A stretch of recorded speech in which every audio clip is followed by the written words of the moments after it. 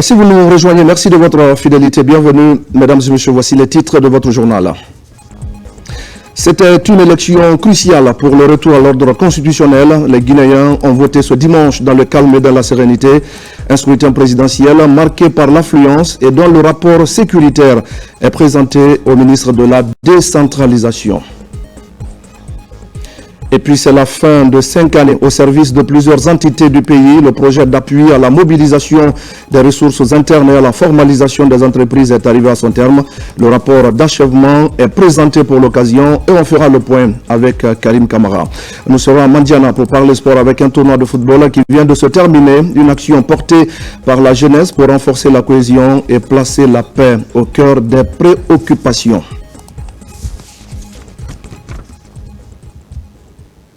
Voilà pour le sommaire. Bonsoir à tous. C'était donc un moment charnière de l'histoire politique de notre pays. Plus de 6 millions de Guinéens ont voté hier dimanche pour le scrutin présidentiel. Le poste de commandement opérationnel de sécurité intérieure a présenté dans la soirée un point complet de la situation sécuritaire. La rencontre a permis au commandant des forces de sécurité intérieure de dresser un bilan très positif du scrutin marqué par une forte mobilisation citoyenne et par l'absence totale d'incidents. Omar Bari. Au soir du scrutin présidentiel tenu ce dimanche 28 décembre 2025, le poste de commandement opérationnel de sécurité intérieure PCO-SI a présenté un point complet de la situation sécuritaire au ministre de l'administration du territoire et de la décentralisation, autorité requérante qui met en mouvement les forces de défense et de sécurité. La rencontre s'est déroulée dans la salle d'état-major du PCO-SI en présence de hautes autorités de l'État. Parmi elles figuraient notamment le Premier ministre chef du gouvernement Amadou Riba, le ministre de l'administration du territoire et de la décentralisation Ibrahim Khalil Kondé, le président de la Commission nationale de défense et de sécurité Aboubakar Sidiki Kamara, le ministre de la sécurité et de la protection civile Bachir Diallo, ainsi que le chef d'état-major général des armées entouré de plusieurs généraux et officiers supérieurs de la Commission nationale de défense et de sécurité CNDS. Au cours de cette cérémonie, il a été indiqué que 47 235 agents de sécurité électorale ont été mobilisés sur l'ensemble du territoire national. Ces forces ont agi conformément aux mesures prises, assurant la sécurisation du vote depuis l'ouverture des bureaux jusqu'à la fermeture et le démarrage effectif du dépouillement. Le commandant des forces de sécurité intérieure, le général Bala Samoura, a dressé un bilan très positif du déroulement du scrutin. Il a souligné une forte mobilisation, un engouement populaire notable et surtout zéro incident à l'image du vote référendaire du 21 septembre dernier. Dans le cadre de l'élection présidentielle qui s'est déroulée ce dimanche 28 décembre 2025 sur l'ensemble du territoire national, les forces de défense et de sécurité se sont mobilisées dès 5 heures du matin pour garantir la sécurité du vote. Au nom de l'ensemble des forces de défense et de sécurité, je suis très heureux de vous annoncer que la journée électorale s'est déroulée dans le calme et la sérénité, sans incident majeur pouvant perturber les opérations du vote. Je tiens à saluer le travail exemplaire des forces de défense et de sécurité déployées sur le terrain, ainsi que l'engagement de la Direction générale des élections dans l'organisation de ce scrutin. Je félicite également la population pour sa maturité et son sens de responsabilité qui ont permis une participation sereine à cette importante étape démocratique dans notre pays. En outre, j'invite toutes les forces de défense et de sécurité à maintenir leur présence avec un niveau élevé de vigilance et de réactivité jusqu'à la clôture définitive de l'ensemble des opérations électorales. Le ministre de l'administration du territoire et de la décentralisation Ibrahim Khalil Kondé a salué la présence discrète mais très efficace des forces de défense et de sécurité dans toutes les régions du pays. Cette posture, a-t-il estimé, a permis de rassurer les électeurs sans entraver le processus électoral, favorisant ainsi un climat de confiance propice à une participation massive.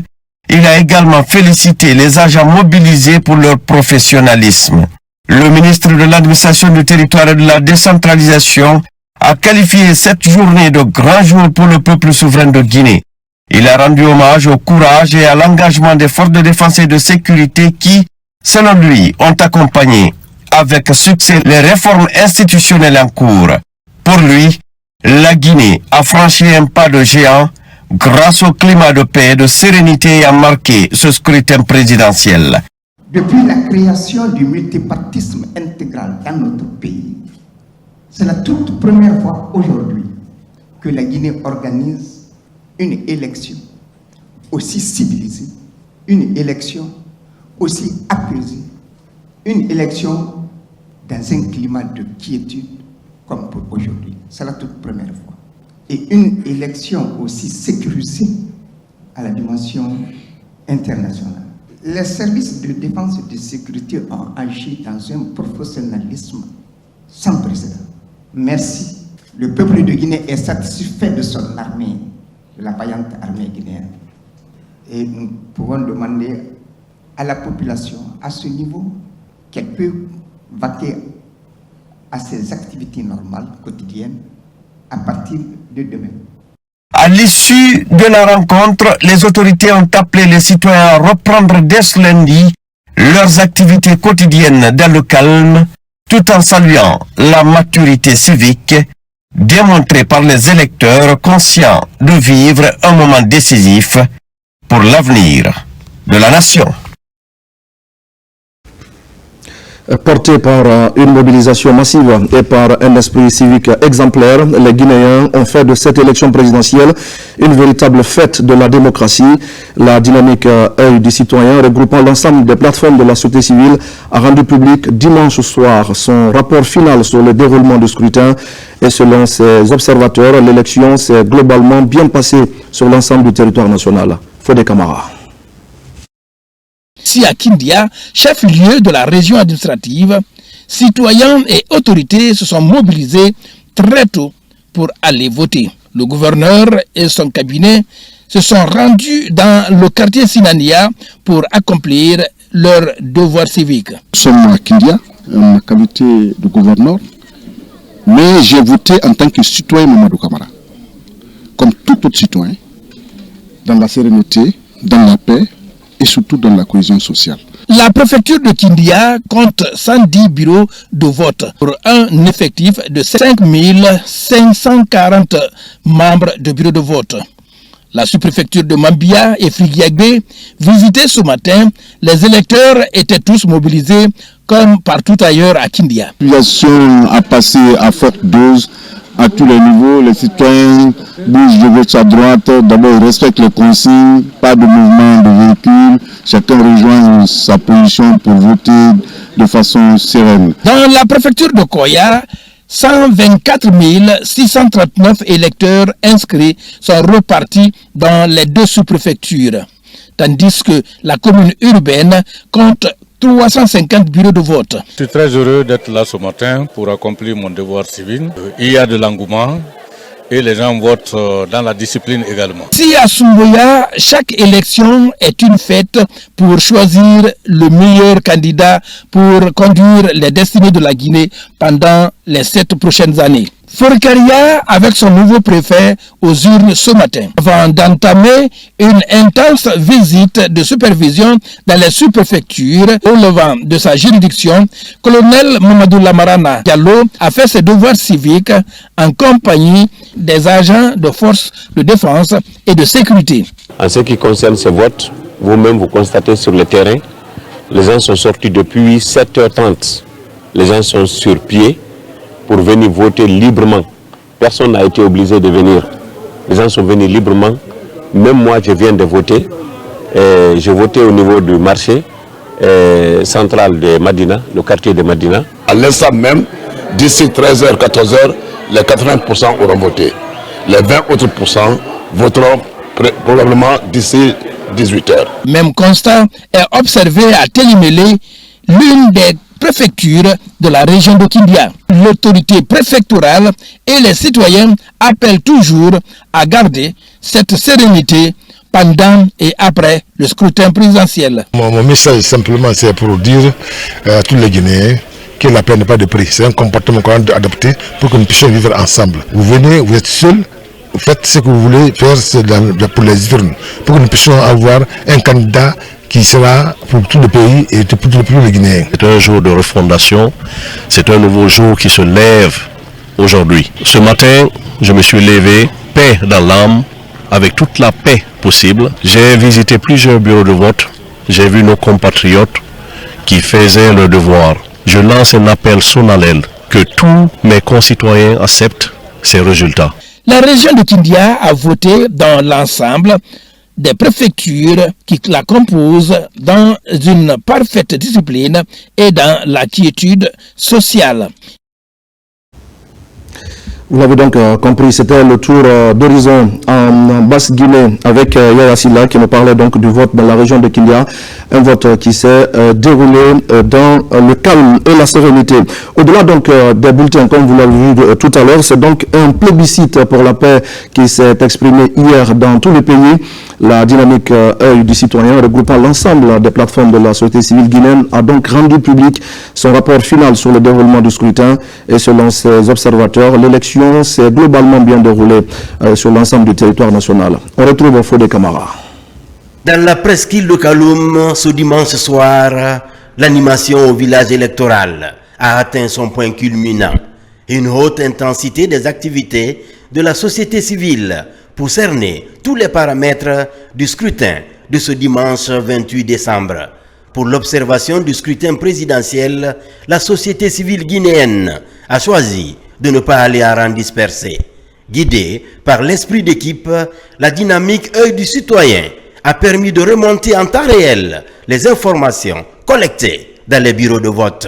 Quand je visite ce village électoral et que je vois le travail qui est accompli ici, je me dis que la Guinée n'a plus rien à prendre en matière d'observation électorale et que l'expertise est là, mais au-delà de l'expertise, c'est cette synergie d'action entre les plateformes de la société civile qui est très remarquable pour nous. Et je constate aussi que dans ces plateformes-là, il n'y a pas une lutte de génération. En tout cas, on a vu un bon travail et ce travail permet de qualifier le processus parce que, en tant qu'organe de gestion, nous savons qu'ils ont mis tout le dispositif pour surveiller sur l'ensemble du territoire le déroulé du scrutin de ce 28 décembre. Donc, félicitations à toute l'équipe. Nous vous remercions et nous savons que vous allez produire un très bon rapport pour la Guinée. Événement très attendu, le scrutin présidentiel s'est globalement bien déroulé sur toute l'étendue du territoire national, comme le certifie le communiqué final de l'observation électorale de la dynamique œil du citoyen. Une dynamique qui regroupe toutes les plateformes de la société civile guinéenne. Les constats rapportés par nos observateurs révèlent les électeurs ont eu accès dans 99,32% des bureaux de vote observés. L'isoloir garantissait le secret du vote dans 99,55% des bureaux observés. Les personnes en situation de handicap n'ont pas rencontré des difficultés dans 77,50% des bureaux visités. La présence d'autres observateurs nationaux et internationaux dans les bureaux de vote couverts par nos observateurs était de 36,96%. Les forces de sécurité n'ont pas interféré dans le processus de vote dans les bureaux visités par nos observateurs. Au regard de ces observations faites, la dynamique œil du citoyen salue le déroulement du scrutin sans violence et invite l'ensemble des acteurs, États, partis politiques, partenaires, leaders religieux et citoyens à œuvrer pour préserver la quiétude sociale, l'unité nationale et la crédibilité de notre démocratie. La synergie des plateformes de la société civile avait déployé plus de 8000 observateurs sur le terrain. Une synergie réussie qui a permis de fédérer les énergies autour de l'idéal de construire ensemble une nation démocratique tournée vers le développement. Et c'est au milieu de tous ces efforts de consolidation du tissu social que la Guinée vient de lancer officiellement le train voyageur baptisé Kakande Express. C'est un projet innovant né de la coopération entre la CBG et ses partenaires. Cette initiative marque une avancée importante dans l'amélioration du transport ferroviaire et la mise en valeur des infrastructures minières dans notre pays. Omar Bari et Samartin Fancinadouno. La Guinée franchit une étape majeure dans le renforcement de son système de transport ferroviaire avec la remise officielle en service du train voyageur baptisé Kakande Express. Cette infrastructure moderne, réalisée grâce à un investissement estimé à 2 millions de dollars américains, s'inscrit dans le cadre du contrat d'opération multi-utilisateurs dont le mécanisme est structuré par l'ANAIM en collaboration avec la compagnie des bauxites de Guinée, Rusal, Nimba Mining Company et TBA. Cette initiative s'inscrit pleinement dans le programme Simandou 2040, notamment dans son troisième pilier consacré aux infrastructures, au transport et aux technologies, et marque un tournant décisif dans la valorisation des corridors ferroviaires, à la fois industriels et civils. Ce train voyageur est un symbole concret de la vision du chef de l'État, celle d'une Guinée où les ressources minières sont un véritable levier de transformation et de connectivité pour tous. L'ANAIM est le gardien institutionnel des infrastructures minières stratégiques du pays. Notre rôle est de garantir l'équilibre entre l'exploitation de nos richesses minières et l'amélioration des conditions de vie de nos concitoyens.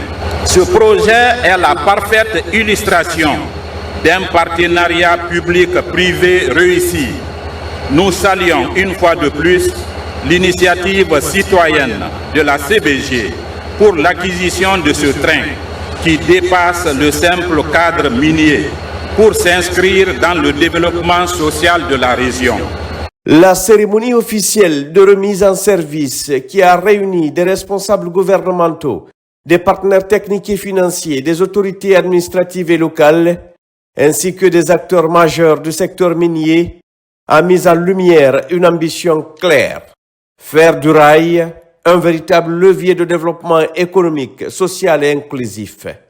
Plus qu'un simple moyen de transport, ce train est conçu comme un service public ferroviaire moderne au bénéfice des usagers civils de la voie ferroviaire communautaire reliant Sangaredi, Gobiri, Khorira Damboké, Kolabouyi et Kamsahar. Cet événement marque une étape décisive dans le renforcement du transport ferroviaire. Au-delà des infrastructures, ce train, c'est un outil de transformation sociale, économique. Il facilitera le déplacement des travailleurs et des commerçants, l'accès aux marchés, aux écoles, aux centres de santé, des désenclavements de plusieurs localités, la dynamisation des activités économiques au long du corridor ferroviaire. La relance du Kakande Express illustre la volonté des autorités guinéennes et de leurs partenaires, sous le leadership du président Mamadi Doumbouya, de concilier exploitation minière et besoin de mobilité des populations, notamment celles vivant le long du corridor ferroviaire. Train voyageur multi-utilisateur, le Kakande Express répond aux standards modernes de confort, de sécurité et d'accessibilité. Il est composé de 4 voitures climatisées offrant 60 places assises chacune, d'un wagon à bagages destiné au transport des effets personnels et des marchandises légères, ainsi que d'aménagements spécifiques pour les personnes à mobilité réduite, traduisant une forte volonté d'inclusion sociale. Aujourd'hui, nous avons l'immense fierté de redonner vie à ce service grâce à la mutualisation de notre chemin de fer. Les différents utilisateurs du chemin de fer ont uni leurs efforts pour acquérir ces nouvelles voitures et remettre ce train de voyageurs sur les rails. Cet engagement s'est matérialisé par un investissement majeur de près de 2 millions de dollars entièrement dédié à l'acquisition des équipements nécessaires pour offrir un service fiable, moderne et sécurisé. Cet effort financier démontre clairement que notre volonté de faire de notre chemin de fer un outil au service du développement local et de l'amélioration des conditions de vie des communautés. Nous tenons à ce stade à exprimer avec force notre profonde gratitude au président de la République, Mamadi Doumbouya. Grâce à sa vision, la revitalisation du réseau ferroviaire s'impose aujourd'hui comme une réalité concrète. L'investissement global de 2 millions de dollars américains témoigne de la confiance des partenaires dans le potentiel du rail guinéen. Il a permis la modernisation du matériel roulant, le renforcement des dispositifs de sécurité et l'adaptation des infrastructures aux exigences actuelles de transport de voyageurs. Présidée par le ministre des Mines et de la Géologie, Bouna Sylla, la cérémonie a mis en exergue la volonté des autorités de réconcilier les activités minières avec les besoins de mobilité des personnes et de leurs biens. Ce projet, à l'instar de celui du Simandou, est une exigence de son Excellence, Monsieur le Président de la République, qui veut que toutes les infrastructures portuaires et ferroviaires connexes aux mines soient multi-utilisateurs et multi-usagers, c'est-à-dire qui permettra l'utilisation de plusieurs sociétés minières avec un droit d'accès à l'infrastructure, mais également permettre le transport passagers et marchandises conformément au programme Simandou 2040, notamment en son pilier 3 relatif aux infrastructures, l'énergie, les télécoms et le transport. Ce train facilitera la connectivité, la mobilité dans la région de Boké entre Kamsar, Kolabouin, Boké, Tanene et Sangaré. La vision du président de la République est que la mobilité est une des clés du développement. Le fait de faciliter le transport passager et marchandises permettra d'accroître l'économie de la région et réduire autant que faire se peut sa dépendance de l'industrie minière. Ce train et ses wagons doivent faire l'objet d'un entretien et on invite les communautés de s'approprier de cet outil, de ce bijou. Les wagons sont climatisés, cela en conformité avec la vision du président qui est d'améliorer de manière continue les conditions de vie des populations riveraines des zones minières. C'est le lieu aussi de remercier la CBG, qui est la plus vieille entreprise minière en opération en Guinée, pour son adhésion totale à la vision de son Excellence, Monsieur le Président de la République, à travers le projet Simandou Academy. Simandou Academy est la déclinaison du pilier 2 du programme Simandou 2040, c'est-à-dire l'éducation et la culture.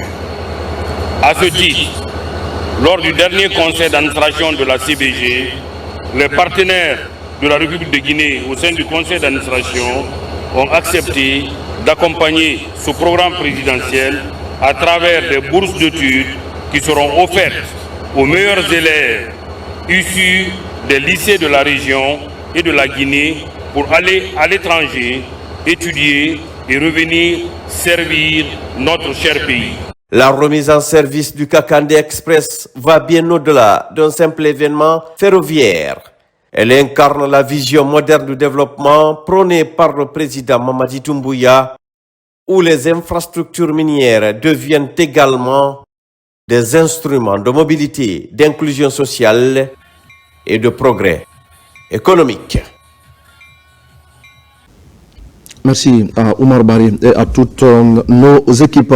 Et c'est dans ce contexte justement que la société Nimba Mining Company signe son retour sur le terrain à Tingilita dans la sous-préfecture de Sangaredi. Les opérations ont officiellement repris En plus de l'exploitation minière, l'entreprise annonce la construction d'une raffinerie d'alumine, un investissement stratégique qui pourrait dynamiser l'économie nationale et offrir de nouvelles perspectives d'emploi pour la jeunesse. C'est un reportage de Younoussa Tawel Kamara. Nous sommes sur le site minier de Tingilinta, dans la sous-préfecture de Sangaredi. C'est ici que l'entreprise minière Nimba Mining Company mène ses opérations d'extraction de la bauxite. Ce jour, en plus des travailleurs mobilisés sur le terrain, les machines sont également en branle pour la relance des opérations. C'est un grand honneur, une grande joie d'être ici pour célébrer le redémarrage des opérations minières de notre mine de Tinguelita. C'était la feuille de route du gouvernement que Nimba Mining avait reçue. Il fallait tout démarrer avant la fin de l'année 2025. Nous l'avons fait, vous l'avez fait. Et c'était aussi la mise en œuvre de la vision du chef de l'État, le président de la République de Guinée, M. Mamadi Doumbouya. Il marque l'ouverture d'une nouvelle phase pour notre entreprise, fondée sur la rigueur opérationnelle, la sécurité, la responsabilité et la performance durable. Nimba s'inscrit pleinement dans une dynamique de contribution au développement économique et social de la Guinée. Sur ce site minier de Nimba Mining Company, il est prévu très prochainement la construction d'une raffinerie d'alumine avec une capacité de production de 10 millions de tonnes. Aujourd'hui, Nimba est piloté à 100% par les Guinéens. Ça prouve à suffisance que nous avons pris notre destin en main. Aujourd'hui, en tant que Guinéens, nous sommes suffisamment outillés pour conduire à bon port le navire qui nous est confié. Au-delà de ses activités minières dans la préfecture de Boké, la société NMC entend respecter également le contenu local tout en protégeant l'environnement et contribuer au développement des districts de sa zone d'opération à travers la construction d'infrastructures sociales en faveur des communautés riveraines. Et pendant ce temps, à Télémélé, le consortium SMB Winning renforce son engagement social en faveur des communautés riveraines de ces projets miniers. Dans le secteur de Tchaga, un poste de santé moderne vient d'être inauguré pour améliorer l'accès aux soins de base. Une initiative saluée par les autorités locales et par les populations bénéficiaires. Mamadi Terna Kamisoko pour des explications. À plus de 120 km du centre-ville de Télémélé, le secteur de Tiaga franchit une étape majeure dans l'amélioration des soins communautaires. Ici, le consortium SMB Winning inaugure un poste de santé entièrement équipé et électrifié au bénéfice de près de 900 habitants.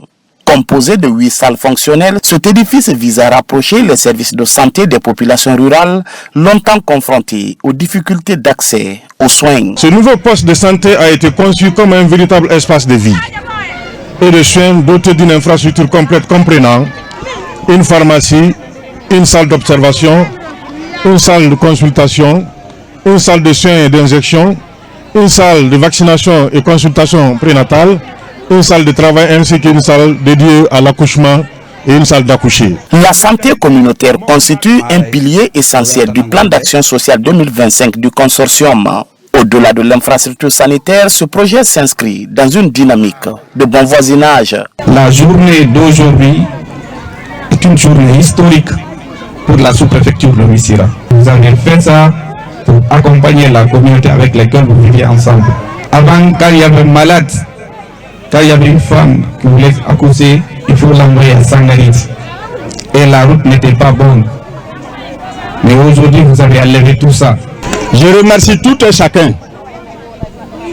Ce que je demande à la communauté, c'est un bijou qu'on nous a donné. Le bijou là doit être bien entretenu. À Tiaga, l'accès aux soins de proximité devient une réalité, renforçant ainsi la confiance entre population locale et acteurs miniers dans une logique de développement partagé.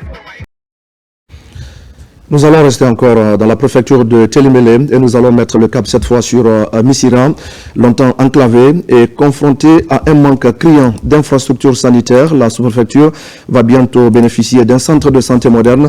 Les travaux sont lancés par le ministre de la Santé, un projet qui s'inscrit dans la vision du chef de l'État, celle de doter toutes les localités du pays d'infrastructures sanitaires dignes et accessibles. Terno Maroufba, Mohamed Mpati Kamara. Située à 96 km du chef-lieu de la préfecture de Télémélé, la sous-préfecture de Missira reste la plus grande et la plus peuplée des autres sous-préfectures. Ce bâtiment constitue le seul centre de santé et qui assure les soins pour près de 57 000 habitants. Désormais, à travers le programme de construction de 50 centres de santé améliorés, cette localité bénéficiera à son tour d'un centre de 29 bâtiments. Nous, citoyennes et citoyens de Missirah, nous restons infiniment reconnaissants pour le soin porté sur notre collectivité pour la construction d'un centre de santé amélioré. La population de Missirah, ces bijoux, c'est pour vous. Il n'y a pas son deux à téléméder.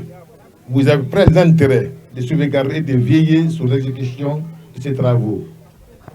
À l'entrepreneur, je vous demande humblement de mettre à ma disposition des cahiers de charges. Je y veillerai particulièrement sur ces travaux. La construction d'une telle infrastructure sanitaire dans la commune rurale comme Missirah permettra d'offrir des soins de qualité sur place. Un délai de 12 mois est donné à l'entreprise. Aujourd'hui, avec la vision du chef de l'État qui tient à rapprocher les soins de santé des communautés, il a pensé à vous, il a pensé à tous les Guinéens, comme je viens de le dire, où qu'ils se trouvent. Sinon, Missirah est loin de Conakry. Missirah est loin du palais, mais le palais est proche de Missirah. L'occupant du palais est proche de Missirah. C'est ce qui fait que, en étant à Conakry, il a compris que Missirah avait besoin d'une structure de santé moderne.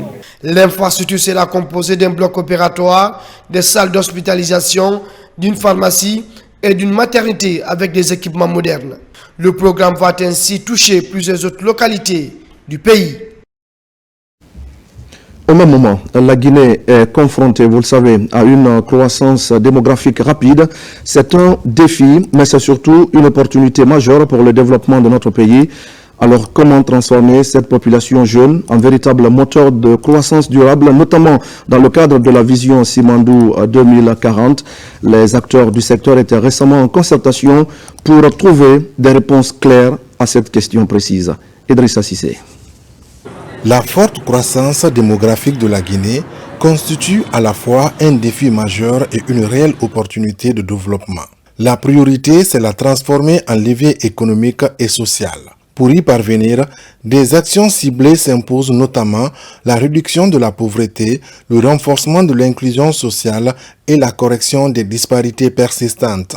C'est dans cette dynamique que ces cadres issus de plusieurs départements sectoriels ont engagé une réflexion approfondie autour des notes de politique publique appelées policy brief. Le capital humain, c'est l'un des grands piliers, plutôt même qui est transversal dans le programme de Simandou 2040 en République de Guinée. Donc une fois de plus, on invite les parties prenantes à investir davantage dans le développement du capital humain. Les conclusions et les recommandations assorties de seulement ces deux rapports que moi j'ai eu le devoir de faire la présentation, pense que si les sectoriels et les BSD ici présents font bon usage et tiennent compte des recommandations, je pense que ça pourra permettre de débloquer certaines situations, surtout pour la cause des femmes et des jeunes dans notre pays. L'obtention d'un dividende démographique obéit à des principes. Il se construit à travers des investissements soutenus dans le capital humain, notamment l'éducation, la santé, l'égalité de genre, mais aussi l'autonomisation des jeunes et des femmes. On doit se féliciter des efforts qui sont faits en Guinée. L'Observatoire national est mis en place, c'est une réalité. L'Observatoire national est en train de faire des études thématiques sur les différentes dimensions des dividendes démographiques et du capital humain pour éclairer les décisions publiques. Au moment où la Guinée s'inscrit dans la vision du plan national de développement Simandou 2040, la capture du dividende démographique apparaît plus que jamais comme un atout stratégique soutenu par des partenaires confiants pour garantir une croissance inclusive, durable et équitable. Dans le reste de l'actualité, la Guinée accélère sa transition numérique dans l'enseignement supérieur. Le projet UniverConnect a été officiellement lancé, porté par l'Agence nationale du service universel des télécommunications et du numérique. L'objectif est d'améliorer la qualité de l'enseignement et de la recherche en connectant les universités guinéennes à des infrastructures numériques modernes et fiables. Marie-Angélique Bangoura, Abakar Sidiki Souma. Maître d'ouvrage du projet, l'Agence nationale du service universel des télécommunications et du numérique en soutane pilote cette réforme numérique majeure visant à connecter 17 universités et institutions d'enseignement supérieur au bénéfice de plus de 80 000 étudiants à travers le pays. C'est un projet qui est structuré en deux composantes. Vous avez la première composante qui est ici l'interconnexion entre les différentes universités et les instituts d'enseignement supérieur. Donc cette première composante facilite l'échange de données entre ces différentes institutions sans nécessairement passer par la connexion Internet qu'on appelle l'interco, qui est justement ici cette bibliothèque au contenu indéfini et qui représente également une dorsale de compétences numériques. Ce sont plus de 200 commutateurs plus de 500 bornes Wi-Fi Access Point, les dernières générations qui ont été installées pour garantir la connexion partout, tant à l'intérieur qu'à l'extérieur. Mis en œuvre avec l'appui technique de Skynet, le projet affiche déjà 85% de taux d'exécution dans le déploiement de la fibre optique, intégrant des solutions innovantes, notamment basées sur l'intelligence artificielle pour garantir performance et résilience. Les capacités prévues répondent à la taille et aux besoins de chaque campus et atteignent pour plusieurs grandes universités les débits les plus élevés, jamais alloués à des institutions publiques éducatives dans notre pays.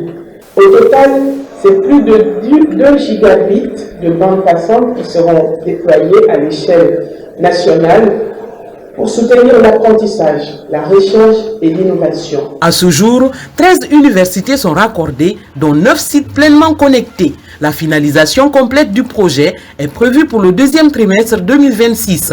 En appui à cette dynamique, l'Ansouten a procédé lors de ce lancement du projet UnivConnect à un tirage au sort offrant des ordinateurs et des tablettes aux étudiants pour encourager l'appropriation du numérique dans leur apprentissage. Et voilà qui nous amène à parler de cette innovation majeure dans la formation professionnelle. Le ministère de l'Enseignement technique vient, je le disais au sommaire, de recevoir une unité mobile de formation. C'est une véritable salle de classe sur roue équipée d'ateliers pratiques. L'unité permettra de former davantage de jeunes, y compris dans les zones les plus reculées du pays. Une initiative inédite que nous allons découvrir ensemble dans ce reportage de Tierno Ousmane Diallo. C'est une innovation dans le développement de la formation professionnelle en Guinée. En se dotant d'une unité de formation mobile, le ministère de l'Enseignement technique, de la formation professionnelle et de l'emploi affiche clairement une volonté d'aller plus loin pour offrir aux jeunes Guinéens des compétences pratiques pour leur insertion où qu'ils soient à travers le pays. Le geste est de l'UNICEF, un des partenaires clés du ministère dans la mise en œuvre de sa vision. Ces camions est bien plus qu'un équipement. C'est une école sur roue, vous voyez le camion. C'est un symbole aussi d'innovation et d'inclusion. Il est équipé d'un atelier complet, des tables et bancs pour accueillir au moins 10 apprenants par classe. Il y a des caisses pédagogiques, il y a une tente pour les activités et un groupe électrogène pour s'assurer que les formations vont continuer même quand il n'y a pas d'électricité. L'unité mobile est équipée pour embarquer une salle de travaux pratiques en chaudronnerie et soudure pour une formation de proximité inclusive et adaptée aux réalités du terrain. Avec elle, le ministère peut développer des programmes tant dans les centres de formation que dans les zones reculées avec des cibles spécifiques afin de répondre à un besoin urgent de formation professionnelle des jeunes ou de renforcement des compétences des formateurs. Aujourd'hui, il est important que les différents corps de métier du projet Simandou 2040 puissent être pris en compte, notamment la chaudronnerie et la soudure. Et tout ça, c'est dans le sens vraiment de nous assurer que personne ne soit laissé pour compte dans la même vision prônée par le chef de l'État, de nous assurer que les Guinéens, chaque Guinéen puisse trouver un emploi demain, que chaque Guinéen puisse être autosuffisant, que chaque Guinéen puisse être éduqué.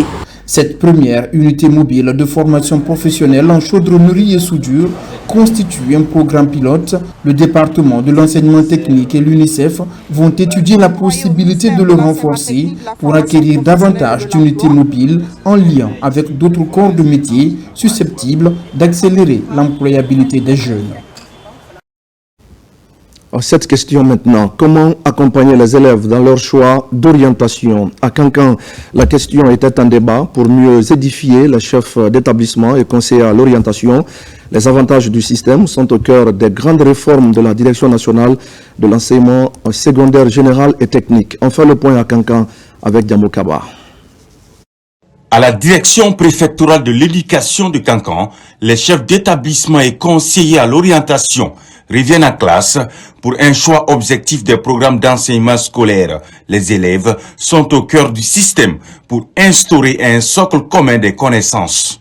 Les chefs d'établissement, les conseillers, leurs adjoints, les conseillers à l'orientation, les censeurs représentent un maillon fort de la réussite du système éducatif. Le département a pensé à outiller ces cadres pour que l'orientation de nos élèves vers les filières de vie soit vraiment soignée. De pouvoir orienter les élèves nouvellement admis dans les établissements secondaires avec la diversification des filières pour que ces enfants qui ne connaissent pas, qu'est-ce qu'ils veulent? Il y en a qui font des choix parce qu'ils ont un ami qui est à côté, sans tenir compte de leur maîtrise en ces matières. Le projet est porté par la Direction nationale de l'enseignement secondaire, général et technique. En quête perpétuelle de l'excellence, les autorités renouvellent leur soutien pour développer le capital humain. Aujourd'hui, les établissements reçoivent des subventions. Quand un établissement reçoit des subventions, il faut outiller le chef d'établissement sur des projets d'établissement. Donc la formation, c'est dans ce sens-là. Comment monter des projets d'établissement au niveau des établissements pour pouvoir mettre en œuvre la politique du gouvernement en matière d'enseignement secondaire. Par cette remise à niveau et d'autres réformes structurelles, l'amélioration du capital humain et de la productivité se matérialise en vue de l'émergence du pays. Et puis c'est ce 29 décembre que prend fin le projet d'appui à la mobilisation des ressources internes et à la formalisation des entreprises financé par le groupe de la Banque africaine de développement. Le PAMORIF a permis en 5 ans d'améliorer plusieurs services de l'État en lien avec la fiscalité et le développement des entreprises. Son rapport d'achèvement vient d'être présenté. Abdul Karim Kamara. Depuis 5 ans, l'on trace les sillons devant consolider le cadre macroéconomique du pays. Aujourd'hui, ces réformes débouchent sur l'élargissement de l'assiette fiscale, l'amélioration des systèmes de contrôle, d'audit des recettes fiscales et de l'accès à la commande publique pour les PME locales. Des éléments de réforme portés par le projet d'appui à la mobilisation des ressources internes et à la formalisation des entreprises PAMORIF, dont le rapport d'achèvement est ici présenté. Avec les bénéficiaires, il y a eu quelques soucis par rapport à l'envoi et à la transmission donc, des déclencheurs. Nous avons vraiment tiré des enseignements par rapport à ces aspects. Le consultant, il a fait une évaluation très objective par rapport à certains critères, la pertinence, l'efficacité, l'efficience. Et tous ces critères ont été vraiment atteints et c'est en fonction donc des attentes du bailleur et du gouvernement guinéen. Ici sont réunis les services bénéficiaires du PAMORIF, la Direction générale des impôts, celle de la douane, la Cour des comptes, l'autorité de régulation des marchés publics, l'APIP, auquel les résultats du projet, son impact et les enseignements tirés de sa mise en œuvre sont présentés. La Direction générale des douanes a bénéficié de plusieurs formations en matière de produits pétroliers, le produit minier, la formation sur la cybercriminalité, sur sécurité et les logiciels. Et en même temps, la douane a bénéficié le paiement de SOCLAS qui a permis de former plusieurs jeunes informaticiens. La douane a réalisé un grand bond dans ce qui est de recouvrement des recettes. Donc aujourd'hui, il y a une grande satisfaction au niveau de la direction générale. Mise en œuvre par l'unité de coordination et d'exécution des projets et financée par le groupe de la BAD, le PAMORIF qui cadre aussi avec le programme de référence intérimaire prend fin le 29 décembre 2025. Et puis la structure des engagés poursuit sa dynamique d'exploitation, d'explication des réformes publiques enregistrées en Guinée. Récemment, plusieurs secrétaires généraux des différents départements ont échangé sur les grandes réalisations et les perspectives de la gouvernance du président Mamadi Doumbouya. C'est un reportage d'Alpha Siagaba et de Mamadou Alpha Baldé. Devant des retraités et autres agents publics et privés, des secrétaires généraux des différents départements ministériels prennent la parole à tour de rôle. L'objectif est bien visible, expliquer toutes les réformes majeures réalisées ou en cours de réalisation dans différents domaines à travers le pays. À l'origine de ce dîner d'échange et de partage, la structure les engagés. C'est une rencontre de bilan. Aujourd'hui, la Guinée est un chantier à ciel ouvert. Partout, les immeubles pilules, partout nous avons du béton et du bitume sur les routes. Partout, nous pouvons voir de nos yeux les réalisations qui ont été faites, les infrastructures qui ont été construites, les problèmes qui ont été débloqués, les politiques publiques qui ont apporté une solution aux différentes difficultés que vivaient les Guinéens. À ce dîner, les impacts positifs dans le secteur minier sont évoqués. La société minière Nimba Mining est prise en exemple. Personne ne pouvait imaginer qu'on allait pouvoir retirer la concession de GAC et au lendemain créer une société minière 100% guinéenne. Une société minière qui va être acteur majeur sur le marché international des minerais, notamment la bauxite d'abord. Bientôt nous allons lancer, parce que il y a toujours cette question de raffinerie. Donc il y aura sa filiale raffinerie qui va être créée. Il y a une filiale qui va être créée sur l'or. Donc c'est une société aujourd'hui qui va prendre des permis et qui va les développer. Ce dîner est une des multiples activités planifiées par la structure Les Engagés. D'autres actions citoyennes sont aussi dans l'agenda de la structure conduite par Maïmouna Diakabi. La commune urbaine de Bessia vient de tenir sa 4e et dernière session ordinaire 2025. La réunion a été marquée par des échanges sur le développement de la commune, la présentation du plan de développement local et l'adoption du budget pour l'année 2026. Marwan Kamara commente les images de Mohamed Salih Bangoura. La commune urbaine de Bessia tient sa 4e et dernière session ordinaire 2025. La réunion regroupe les membres de la délégation spéciale, le représentant du gouvernorat de la ville de Conakry, les chefs de quartier et la société civile. Présentation de la synthèse du plan de développement local de la commune et l'adoption du budget remanié au centre du débat. Il y avait la nécessité de remanier notre budget. Les prévisions qu'on avait faites, on a constaté que le regroupement des recettes était très faible par rapport à cette prévision-là. Deuxièmement, l'État, pour l'année 2025, a mis à notre disposition des fonds d'assainissement qui nous permettent de réaliser des activités d'assainissement dans notre commune afin de la rendre propre. Cette 4e session communale a permis de poser des bases d'un avenir prospère pour la commune de Bessia. Avec un budget adopté et un plan de développement local clair, les priorités de la commune pour l'année 2025 sont désormais définies. Il était important pour les techniciens que nous sommes de procéder à un remaniement budgétaire. Et principalement, il y a ce que l'on appelle les recettes fiscales dans sa globalité qui a été retouchée. Il y a également les recettes non fiscales qui ont été retouchées. Il y a également les droits du domaine qui ont également été retouchés. Pour l'année 2026, ça augure de l'espoir, ça augure de réalisation d'infrastructures de développement et nos regards sont pointés vers le développement. Cette dernière session ordinaire de 2025 est un moment clé pour la commune urbaine de Bessia avec des décisions importantes qui vont permettre d'ouvrir des perspectives de croissance et d'amélioration pour la population. À Kaloum aussi, les conseillers communaux étaient réunis en session extraordinaire. À l'issue des travaux, le budget primitif exercice 2026 a été adopté à l'unanimité.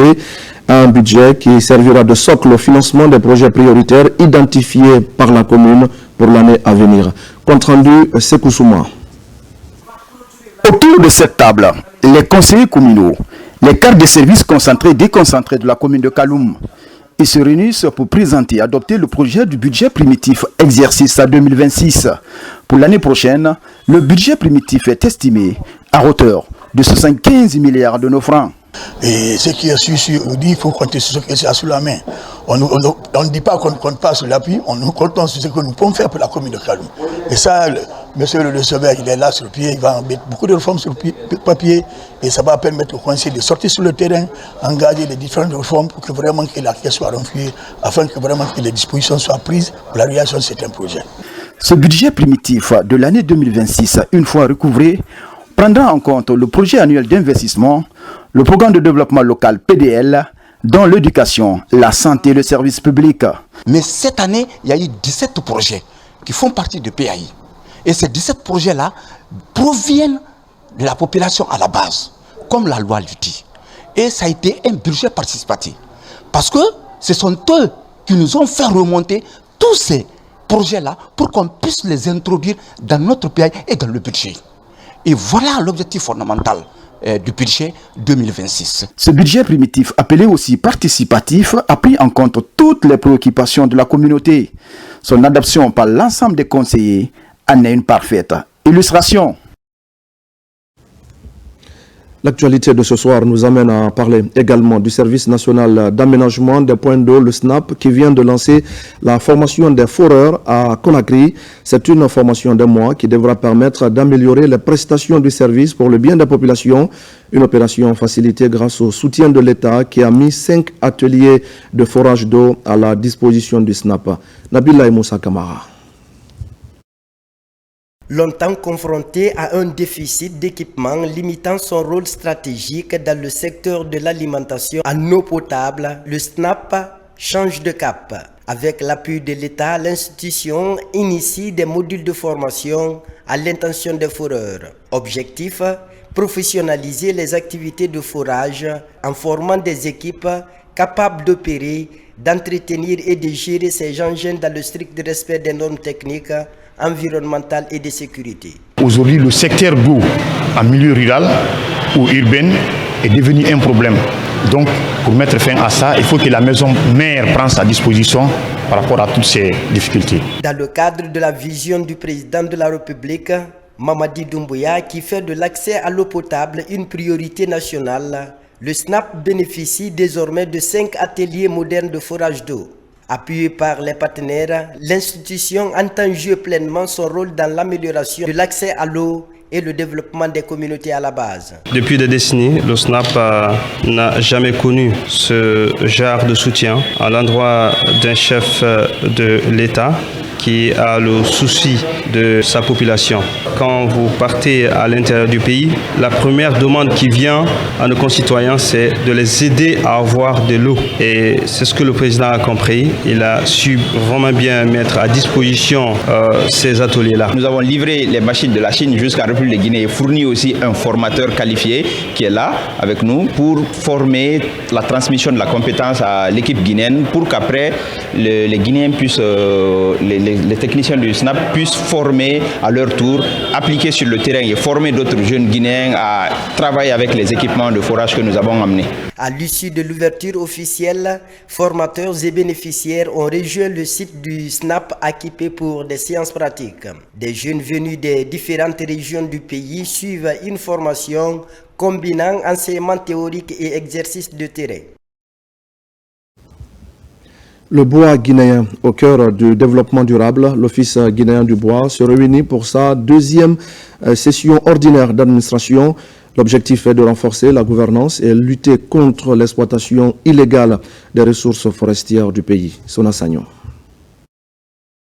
L'Office guinéen du bois, sous la tutelle du ministère de l'Environnement et du Développement durable, tient sa deuxième session ordinaire du conseil d'administration, une rencontre stratégique consacrée au renforcement de la gouvernance et à la gestion durable des ressources forestières en République de Guinée. La session qui nous réunit aujourd'hui constitue un cadre privilégié d'évaluation des actions menées, d'examen des résultats obtenus, d'analyse du projet du budget 2026 et des difficultés rencontrées, mais surtout de définition des orientations stratégiques à même de renforcer l'efficacité et la performance de notre office. Présidée par le chef de cabinet du ministère de l'Environnement et du Développement durable, la session réunit administrateurs, représentants des départements sectoriels et cadres techniques de l'OGIB.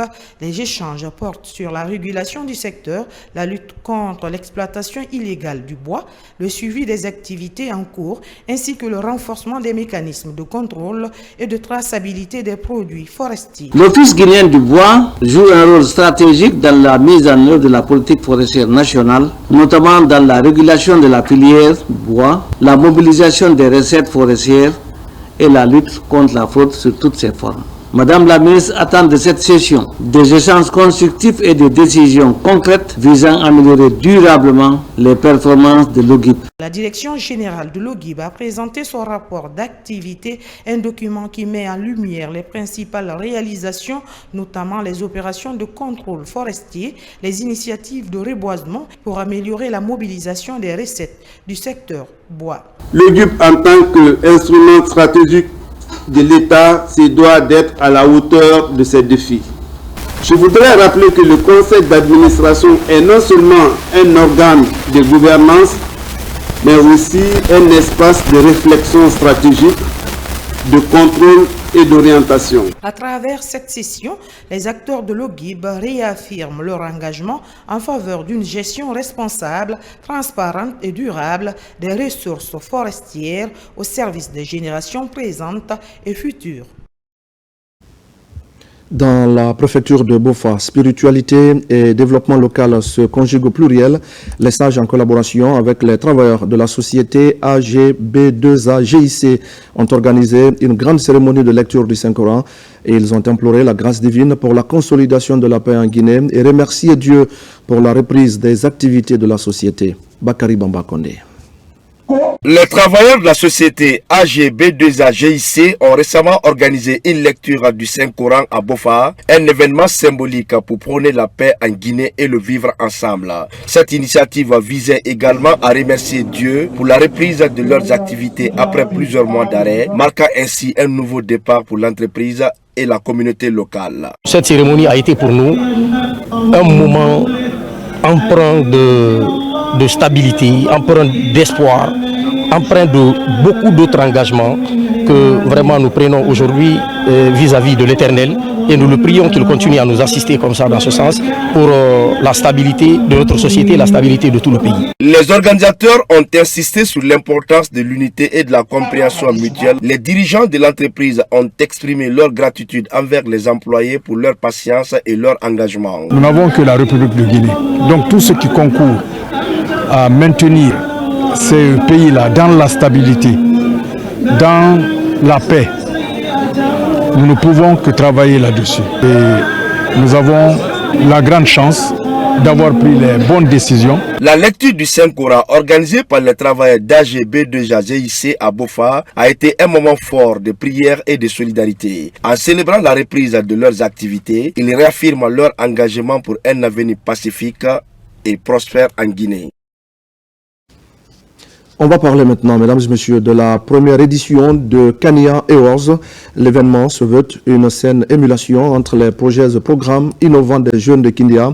Au départ, plusieurs projets ont été présentés à cette édition et c'est la structure Kania Communication qui pilote l'événement. Les détails avec Falilou Diallo. Kania Awards, le concept est nouveau. Il est porté par un groupe de jeunes décidés à faire renaître la grandeur de cette cité sportive et culturelle. Kindia qui a également produit plusieurs pépites du football et de la musique guinéenne. Au départ, plus de 100 jeunes ont été sélectionnés pour cette émulation à travers des projets innovants et impactants sur la vie des populations locales. Un soutien massif aux PME et aux jeunes entrepreneurs locaux afin qu'ils soient les premiers bénéficiaires de la connaissance nationale. Je tiens à saluer le courage des entrepreneurs, des artisans, des leaders communautaires, des jeunes talents qui seront honorés ce soir. Le programme bénéficie du soutien des acteurs de la société civile et autorités administratives.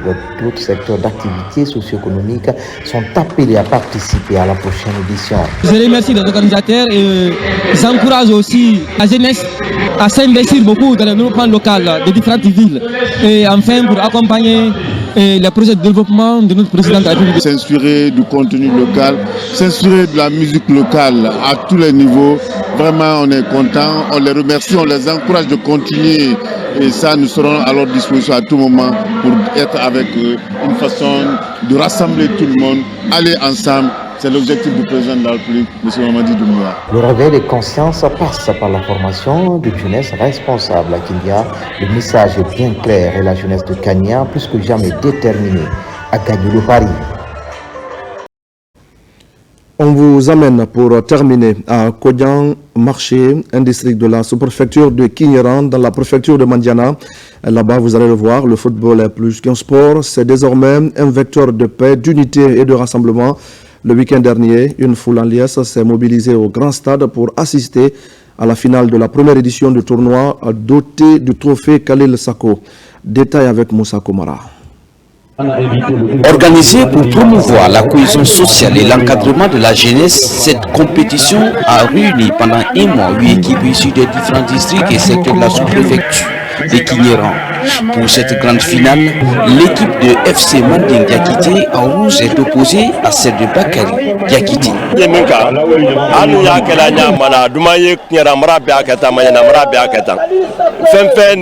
Nous avons organisé ce tournoi pour inspirer. Nous voulons que tout Mandiana occupe la jeunesse. Ici, par exemple, on retrouve tout le monde. Cette première édition qui porte le nom de Khalil Sako s'impose comme un moyen d'expression sportive, de rassemblement et de promotion du football à la base. C'est aussi mon combat, développer le football à la base. Accompagner la jeunesse dans l'épanouissement parce que tous les pays s'appuient sur la jeunesse. Sur le terrain, les deux équipes proposent un jeu équilibré, rythmé et respectueux des règles. Chaque duel est applaudi, chaque passe ajustée suscite des acclamations. Après plusieurs occasions franches des deux camps, FC Manding ouvre le score à la 14e minute. Au retour sur le terrain, l'agressivité et la pression montent. À la 90e minute, le but est égalisé. Il a fallu attendre la séance de tous les buts de devenir champion sous les ovations d'un public conquis.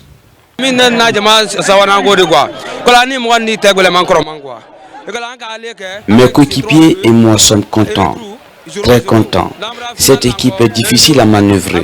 Chaque fois qu'on se rencontre, on s'attend à un match difficile.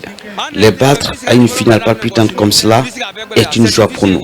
Dans ce district Kodian Marché, le football est un puissant levier de mobilisation et d'espoir pour la jeunesse. Grâce à ces compétitions, peu de jeunes sont tentés par la migration irrégulière. Voilà, mesdames et messieurs, c'est la fin de ce journal. Merci à vous de l'avoir suivi, notamment ce soir dans les préfectures de Kindia, Mamou, Kankan et Zérékoré. Et je vous retrouve très vite pour d'autres actualités de la Guinée, notre paradis, terre de richesse et d'innovation. Bonsoir à tous.